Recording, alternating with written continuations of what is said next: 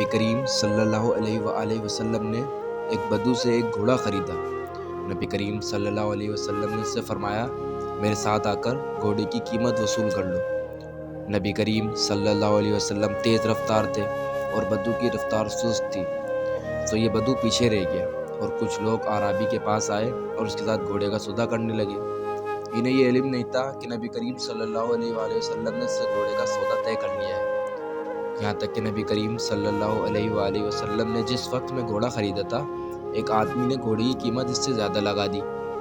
اعرابی نے نبی کریم صلی اللہ علیہ وآلہ وسلم کو پکار کر کہا، آپ یہ گھوڑا خریدنا چاہتے ہیں تو خرید لیں، ورنہ میں کسی اور کے ہاتھ بیچ رہا ہوں۔ جب آپ صلی اللہ علیہ وآلہ وسلم نے اعرابی کی آواز سنی تو رک گئے اور فرمایا، کیا یہ گھوڑا میں تم سے خرید نہیں چکا ہوں؟ اس نے کہا، اللہ کی قسم نہیں، میں نے تو آپ کے ہاتھ اسے بیچا ہی نہیں ہے۔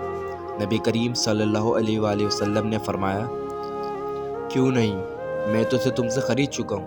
لوگ نبی کریم صلی اللہ علیہ وآلہ وسلم اور اعرابی کے ارد گرد اکٹھے ہو گئے اور وہ ایک دوسرے سے باتیں کر رہے تھے کہ اس اعرابی نے کہا، اگر آپ سچے ہیں تو کوئی گواہ پیش کریں جو گواہی دے کہ میں نے یہ گھوڑا آپ کے ہاتھ فروخت کیا ہے۔ اتنے میں ایک مسلمان نے آگے بڑھ کر اعرابی سے کہا، تجھ پر افسوس ہے، نبی کریم صلی اللہ علیہ وآلہ وسلم ہمیشہ سچ ہی کہتے ہیں، جھوٹ نہیں بولتے۔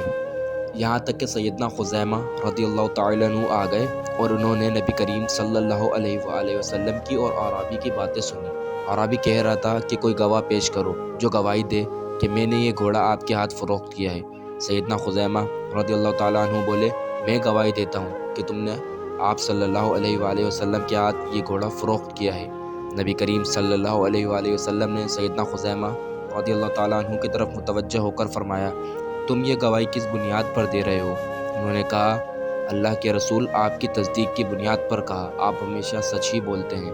تو نبی کریم صلی اللہ علیہ وآلہ وسلم نے سیدنا خزیمہ رضی اللہ تعالیٰ عنہ اکیلے کی گواہی کو 2 گواہوں کے برابر قرار دیا۔